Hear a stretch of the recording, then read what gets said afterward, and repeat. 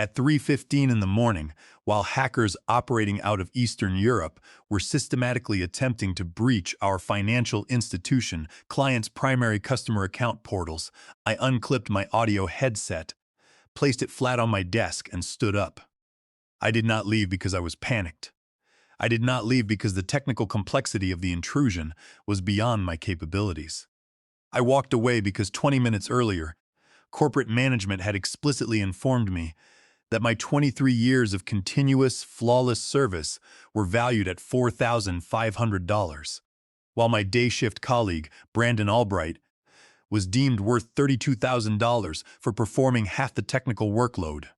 My name is Gavin Vance. I am 49 years old, and until 3 months ago, I spent my nights staring at dual 4K security monitors in a secure operations center in San Antonio, Texas, ensuring that sophisticated cyber threat actors did not drain private commercial bank accounts while the rest of the Southwest slept soundly. I did not resign in a theatrical outburst.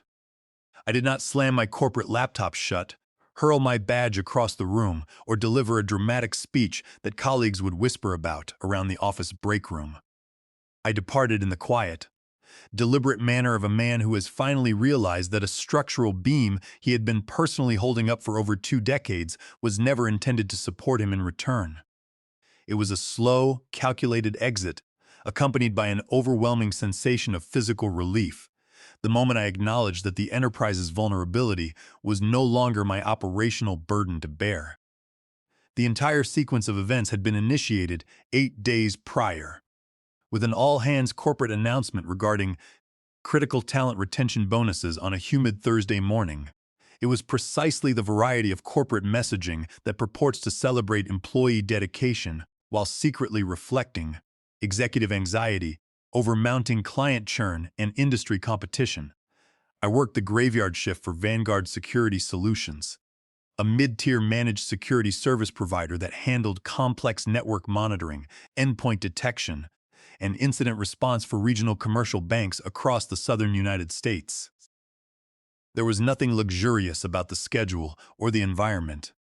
When an advanced persistent threat vector bypassed secondary perimeter firewalls at 2:30 in the morning, my mobile device would vibrate, and I would be the solitary engineer reviewing raw packet captures, parsing terminal event logs, blocking hostile Internet Protocol subnets, and preventing institutional pension funds from vanishing into overseas proxy servers. The day shift habitually received the corporate accolades, executive visibility, and client gratitude. The night shift received the blame whenever a scheduled patch update caused minor system latency during early morning trading hours. It was an established corporate dynamic that I had tolerated for years. Our overnight operational crew consisted of a small 5-person team rotating coverage across 7 days. 2 of the engineers were competent mid-level analysts who handled basic ticket triage. One was a recent computer science graduate who was still mastering baseline network protocols. One was a senior operator who appeared perpetually occupied on Slack, but consistently managed to become unavailable whenever a high-severity incident unfolded. And then there was Brandon Albright. Brandon was 29 years old, held the title of Day Shift Security Operations Lead, and possessed a remarkable talent for making arduous technical challenges sound completely effortless during executive briefings. He was perpetually relaxed, impeccably groomed, and spoke with a confident cadence that suggested cybersecurity was merely a matter of following standardized corporate playbooks. He frequently offered patronizing assurances to the team, insisting that senior management recognized our night shift as the operational backbone of the organization. Yet, in reality, when an advanced persistent threat group nearly compromised our largest commercial banking client's clearing platform on Christmas Eve 2 years prior, Brandon was attending a country club holiday party, while I spent 14 consecutive hours writing custom firewall signatures to neutralize the payload. Therefore, when Diane Halloway, our director of engineering, scheduled a mandatory virtual conference to announce discretionary retention bonuses for critical operational personnel, I possessed a realistic expectation of how the funds would be distributed. Having spent over 2 decades in corporate technology environments, I understood the underlying financial arithmetic. Executive praise costs the corporate balance sheet nothing. Operational panic costs everything. Diane executed her presentation with a practiced, warm vocal tone, emphasizing that Vanguard was making a direct financial investment in its human capital to reward long-term commitment and recognize key technical contributors. When she repeatedly referenced critical contributors, I maintained a neutral expression. If the term retained any authentic meaning within an enterprise infrastructure firm, it surely designated the senior engineer who maintained proprietary legacy scripts, trained incoming analysts, and possessed the architectural knowledge required to keep client networks online during catastrophic security events.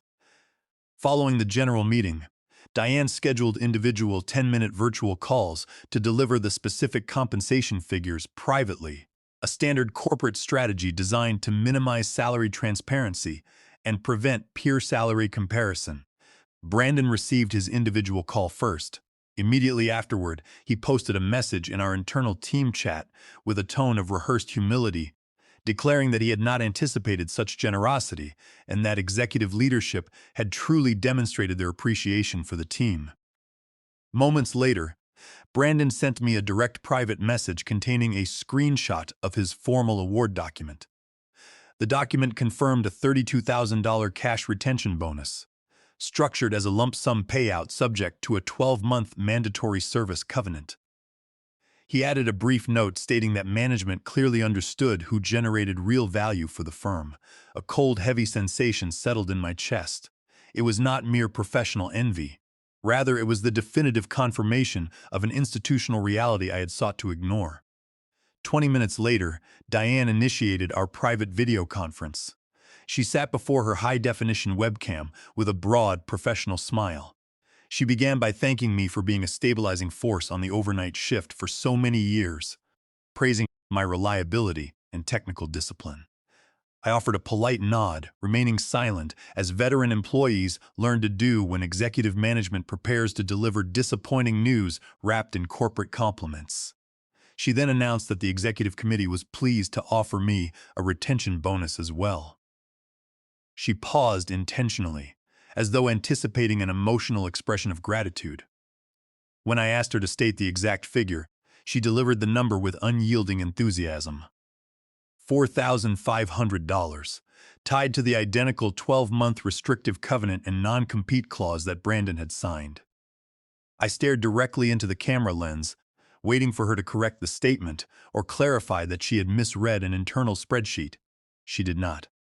She maintained her polished smile, repeating the figure of $4,500 while emphasizing that it reflected tight, departmental budget constraints rather than any assessment of my individual performance. She assured me that my contributions were extremely valued by the executive board. I replied with a brief affirmative statement, recognizing that any further emotional debate would only diminish my professional dignity. Diane's expression tightened slightly, sensing the complete absence of warmth in my response, before she reiterated that the bonus structure was finalized and signed off by upper management.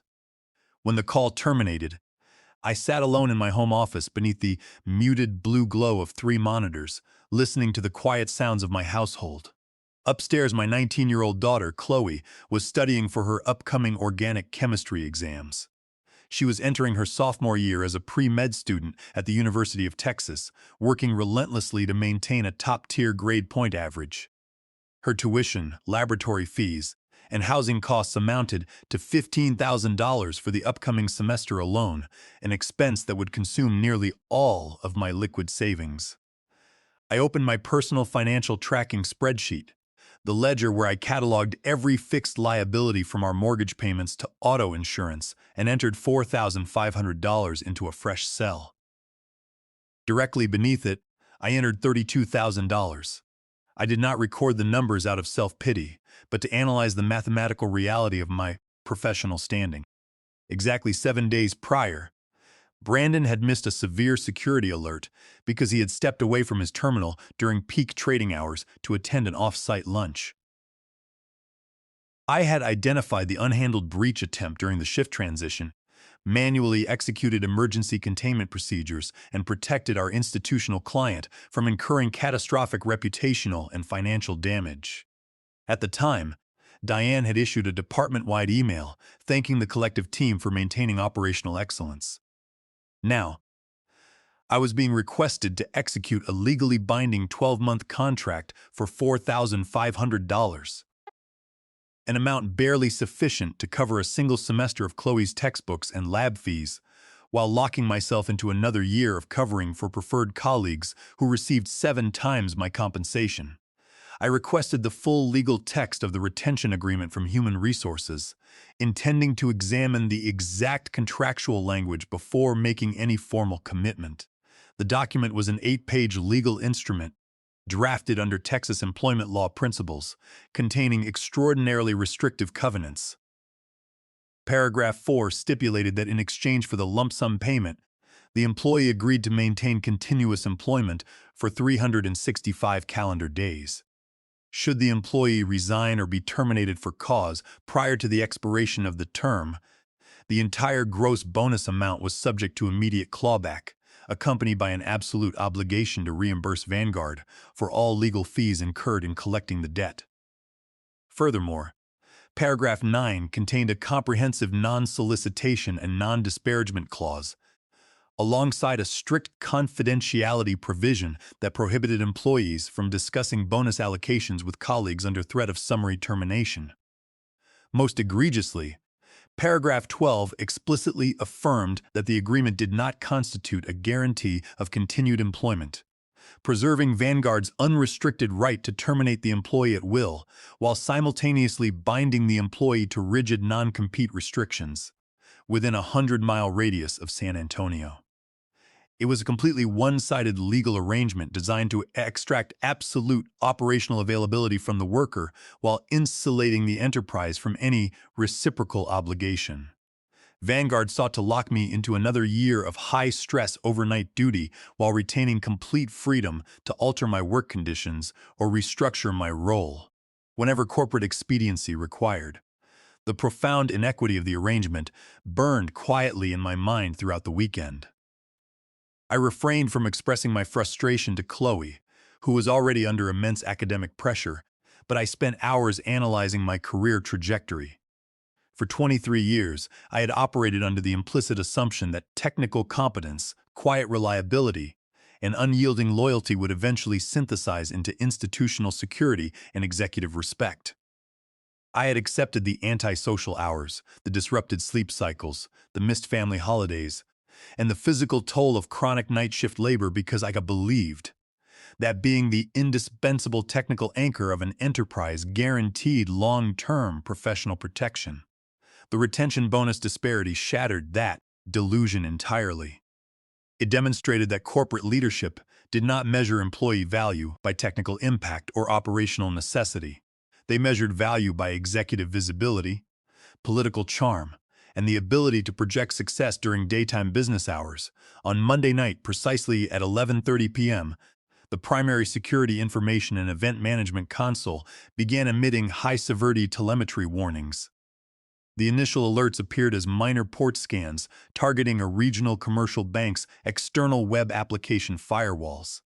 However, within 15 minutes, the attack pattern transformed into a sophisticated multi-vector intrusion campaign. An advanced persistent threat group, utilizing custom exploit toolkits, began systematically probing for zero-day vulnerabilities in the bank's remote administrative gateways. Standard incident response protocol dictated that the overnight lead should immediately implement automated IP blocking rules, initiate forensic packet capture, and escalate the event to the designated primary incident response lead if the threat level reached critical severity. However, Vanguard's incident response playbooks were severely outdated.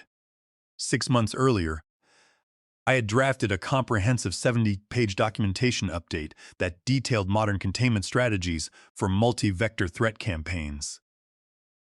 When I submitted the documentation to Diane Holloway for review, she dismissed the initiative, instructing me to focus strictly on resolving daily customer tickets rather than attempting to redesign corporate operational processes. Now, those neglected architectural flaws were manifesting in real time.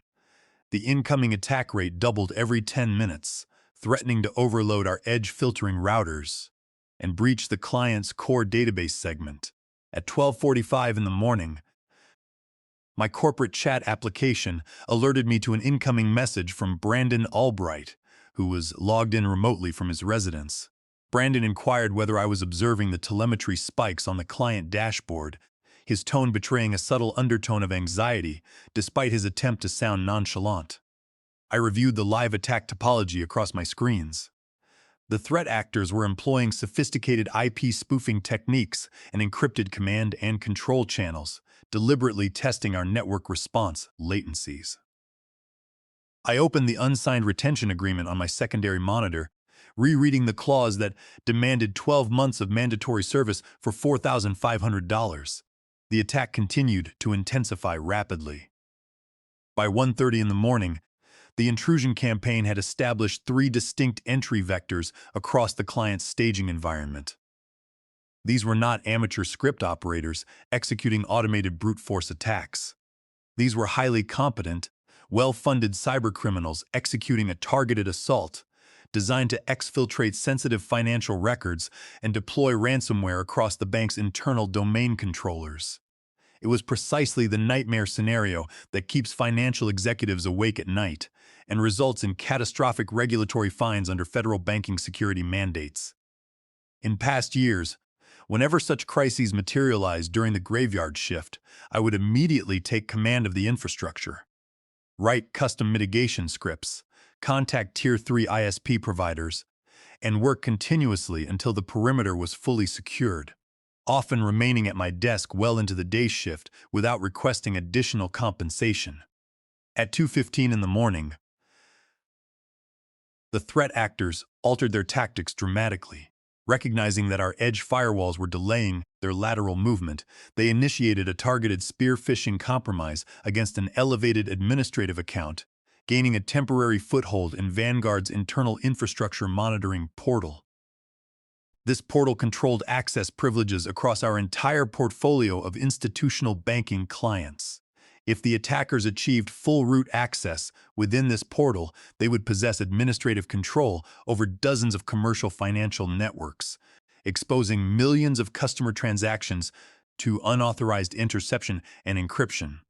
My personal phone vibrated on the desk. The caller identification displayed an international number originating from Eastern Europe. I permitted the device to ring until it disconnected without answering.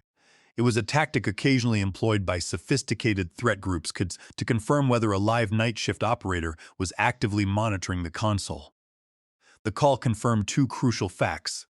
First, the attackers were conducting live, human-driven operations rather than relying on automated scripts. Second, they were fully aware that our overnight staffing was minimal and were timing their primary escalation to exploit our operational window of maximum vulnerability. At 2:30 in the morning, Brandon sent another urgent message via our internal messaging platform. He acknowledged that the situation was escalating far beyond standard parameters and asked whether we should immediately escalate the incident to Diane Holloway and initiate an emergency corporate call. I stared at his message for several long moments. Brandon, who had received $32,000 to serve as the lead technical authority of our department, was paralyzed by the realization that he lacked the deep architectural knowledge required to analyze raw memory dumps or isolate compromised Active Directory controllers under live attack conditions. I typed back a concise response, indicating that as the designated lead engineer receiving executive retention compensation, the escalation decision rested entirely within his professional discretion. Moments later, 3 animated dots appeared in the chat window as Brandon began typing a reply, deleted it, and typed again. He finally responded by requesting that I personally initiate the telephone call to Diane, stating that I possessed superior technical call context regarding the legacy infrastructure systems and could explain the operational risks with greater clarity. It was a definitive admission of the implicit corporate lie.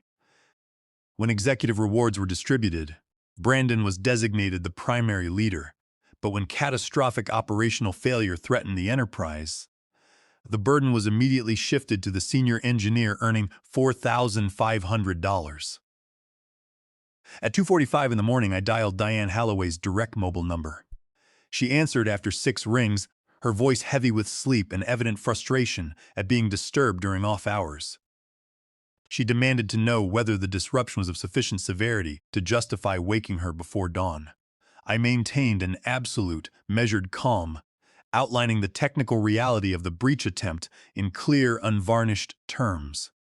I informed her that an advanced persistent threat group had compromised an internal administrative portal, was currently attempting privilege escalation against core domain servers, and that full institutional client compromise was imminent within 30 to 45 minutes if aggressive containment protocols were not deployed immediately.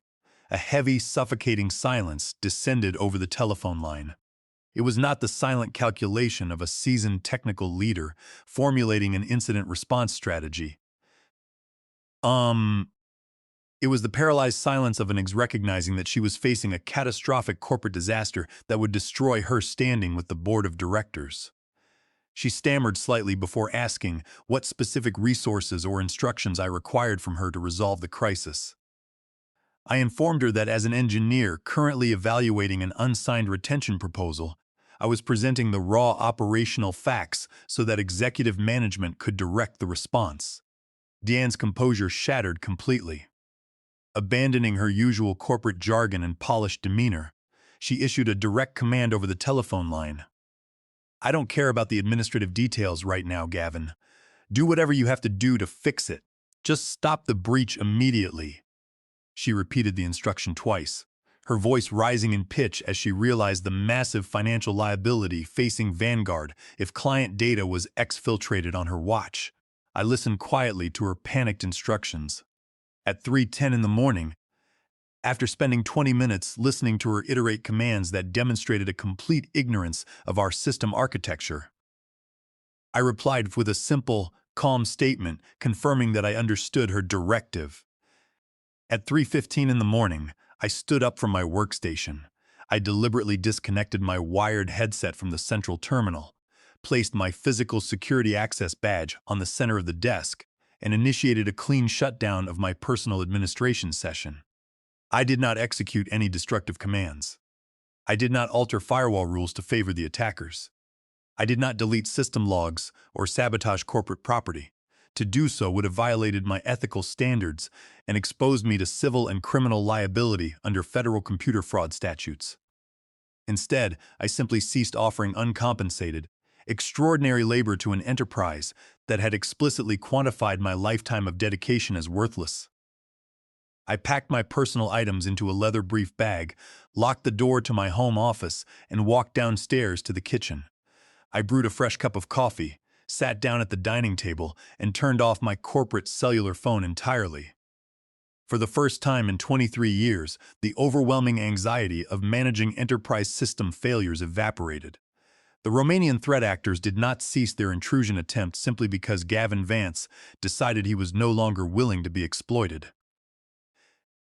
They continued their systematic assault against Vanguard's administrative gateways, encountering an internal response team led by Brandon Albright that lacked the fundamental technical capacity to write real-time packet filters or sever compromised domain sockets without taking down the entire client network. Subsequent corporate disclosures revealed that it took Vanguard's remaining daytime engineers over 3.5 hours to contain the intrusion, a crisis that I could have completely neutralized within 25 minutes using my custom mitigation scripts. During those 3.5 hours, automated telemetry alerts flooded client dashboards, secondary backup systems failed due to unpatched configuration errors, and institutional banking clients experienced severe operational latency during early morning clearing cycles. Over 400,000 sensitive client transaction logs were exposed to potential unauthorized inspection, triggering mandatory regulatory disclosure requirements under state and federal financial privacy laws.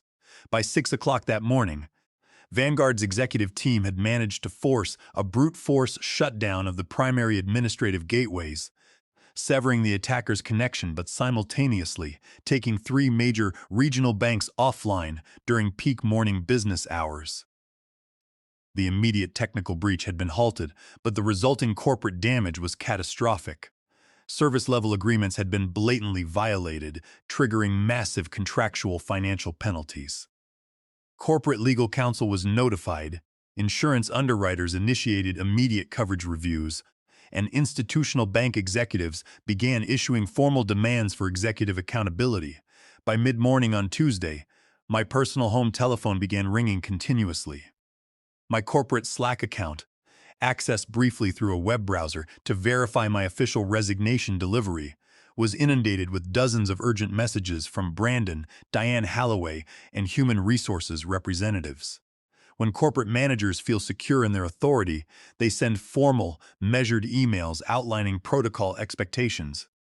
When they are terrified of imminent executive termination, they initiate relentless, panicked phone calls without leaving voicemails. I reviewed my corporate email inbox one final time. Overnight operational tickets had accumulated like an avalanche. The senior vice president of information technology for our largest banking client had submitted a formal notice of contractual breach, demanding an emergency meeting with Vanguard's chief executive officer.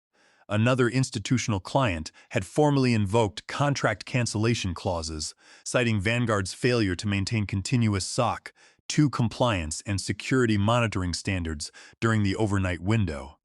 Embedded deep within the message stack was an automated calendar invitation from Diane, titled Emergency Operational Remediation Task Force, scheduled without an agenda or technical summary. Instead of engaging in emotional confrontations, I spent the afternoon assembling a meticulous personal archive of my professional records. I compiled copies of every annual performance review from the past decade, documented incident response logs from high-severity events I had individually resolved, and archived official commendation letters from client security directors. Crucially, I reviewed the historical compensation data for Vanguard's Security Operations Division. The evidence demonstrated a clear, systematic pattern. Discretionary retention bonuses and executive merit increases were consistently awarded to day-shift personnel who attended corporate strategy meetings, while night-shift engineers who prevented catastrophic system outages were systematically excluded from meaningful equity grants or base salary adjustments. On Wednesday afternoon at 2:30 p.m., Lyle Mercer, Vanguard's vice president of operations, called my personal mobile device directly.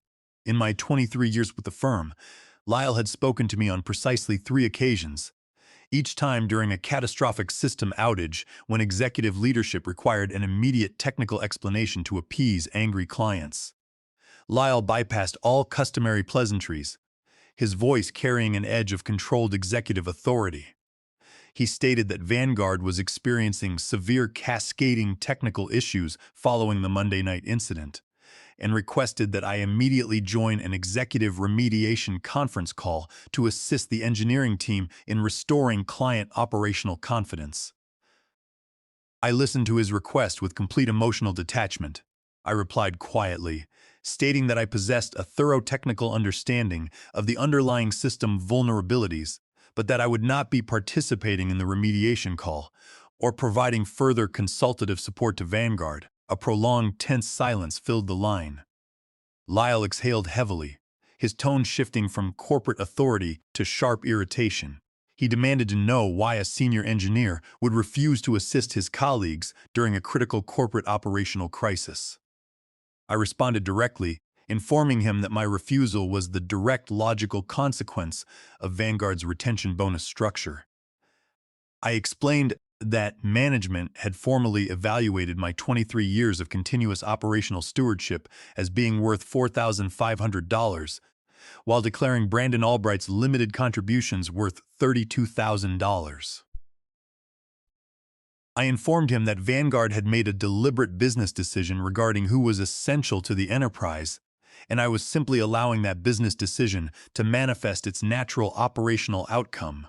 Lyle attempted to regain control of the conversation, asserting that an ongoing security crisis was not the appropriate context to discuss compensation disparities and urging me to act as a team player. I reminded him that compensation agreements represent the definitive legal measure of an employee's professional obligation to an enterprise. Vanguard had priced my emergency availability at $4,500 while offering no contractual guarantee of job security. Consequently, my professional obligation ended the moment my scheduled shift concluded. Lyle abruptly terminated the call, stating that the executive committee would address the matter through legal channels. By Thursday morning, the consequences of Vanguard's operational neglect became fully visible to the public market. The official status dashboard for Vanguard's managed security services shifted from green to yellow and finally to bright red as multiple client gateways remained degraded. A junior communications staffer made the critical error of publishing a public status update that attributed the ongoing service disruptions to internal resource constraints. In the institutional financial sector, acknowledging internal resource constraints is equivalent to admitting that an enterprise is incapable of protecting client capital. Within hours, corporate clients began issuing formal demands for comprehensive third-party forensic audits. On Friday morning, Brandon Albright called my personal phone. His previous arrogance was completely gone, replaced by desperation. He admitted that he was completely overwhelmed by the technical complexity of the recovery process, stating that Diane Holloway was threatening to terminate his employment if the primary bank gateways were not fully restored by the weekend. He pleaded for my assistance, asking if I would walk him through the custom restoration scripts I had authored years ago. I reminded Brandon that he had been awarded $32,000 specifically to lead the technical department through such challenges. I wished him good fortune in resolving the issue and ended the call. By the following week, the operational collapse at Vanguard had caught the attention of the executive board of directors. The issue was no longer merely a financial dispute over bonus allocations. It had evolved into a full-scale corporate governance scandal that threatened the firm's primary revenue contracts.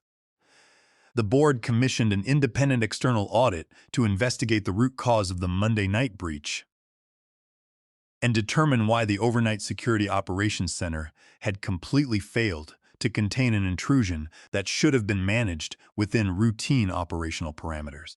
The external forensic auditors conducted an exhaustive review of Vanguard's digital audit trails, incident response logs, and human resources records. The resulting investigation exposed a catastrophic structural vulnerability. Vanguard's entire overnight security posture relied entirely upon the uncompensated, extraordinary efforts of a single senior engineer who had been systematically underpaid and excluded from corporate retention programs.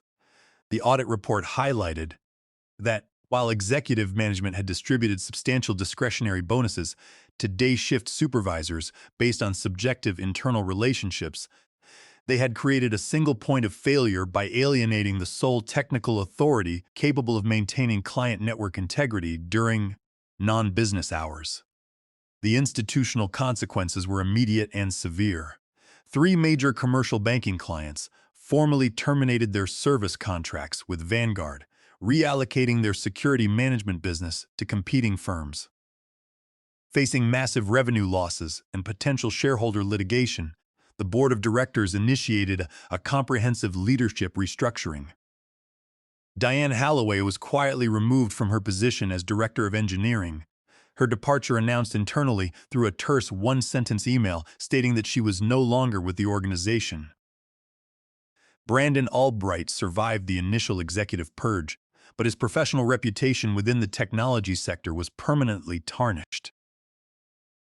Deprived of the technical safety net I had provided for years, his inability to manage complex infrastructure became obvious to upper management. He was stripped of his leadership title and reassigned to basic desktop support, eventually resigning 6 months later to accept a lower-level technician role in Fort Worth. 3 weeks after my departure from Vanguard, a senior executive recruiter whom I had consulted years earlier contacted me regarding an exceptional career opportunity. A premier cloud enterprise technology firm headquartered in San Antonio, was seeking a principal security infrastructure architect to lead their enterprise threat defense team. The role was strictly structured on the day shift, focusing on long-term architectural design, proactive threat hunting, and infrastructure engineering, rather than reactive overnight firefighting. During the interview process, the vice president of engineering demonstrated a deep understanding of industry compensation dynamics and operational ethics. He noted that their organization did not view cybersecurity engineers as disposable emergency resources to be exploited during off hours, but as strategic assets whose expertise directly protected the firm's brand equity. The formal employment offer arrived 2 days later. It included an $18,000 base salary increase over my previous earnings at Vanguard, comprehensive executive health benefits, a generous profit-sharing allocation, and a robust educational assistance package that immediately covered 50% of Chloe's tuition costs at the University of Texas. Crucially, the offer contained no predatory retention covenants or one-sided legal clawback clauses. The company offered competitive compensation because they valued my technical capabilities, not because they sought to bind me through legal intimidation. I accepted the offer immediately, signing the contract with a profound sense of professional validation. Today, my life has transformed entirely. My daughter, Chloe, is thriving in her sophomore year of pre-med studies, maintaining stellar academic marks without the financial anxiety that once hung over our household. The substantial base salary increase from my new position, combined with the corporate tuition assistance program, has fully secured her educational future, allowing me to build a permanent financial reserve for retirement without sacrificing our quality of life. The true victory, however, transcends the financial rewards. It resides in the complete restoration of my personal health, dignity, and peace of mind. I sleep soundly through the night now, unburdened by the constant dread of midnight telemetry alarms, or the knowledge that my exhaustion is being exploited to enrich executive managers who view my loyalty as cheap labor. When my phone vibrates at 2 o'clock in the morning now, it is never an emergency call from a panicked executive demanding that I perform miracles in the dark.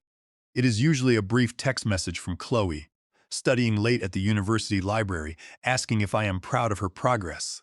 I always send the identical response, more than you will ever know. 23 years of corporate labor taught me a vital lesson that every dedicated professional must eventually absorb. Your true value as a human being and a craftsman is never determined by the arbitrary numbers assigned to you by predatory corporate managers or unfair retention programs. Professional loyalty must be reciprocal.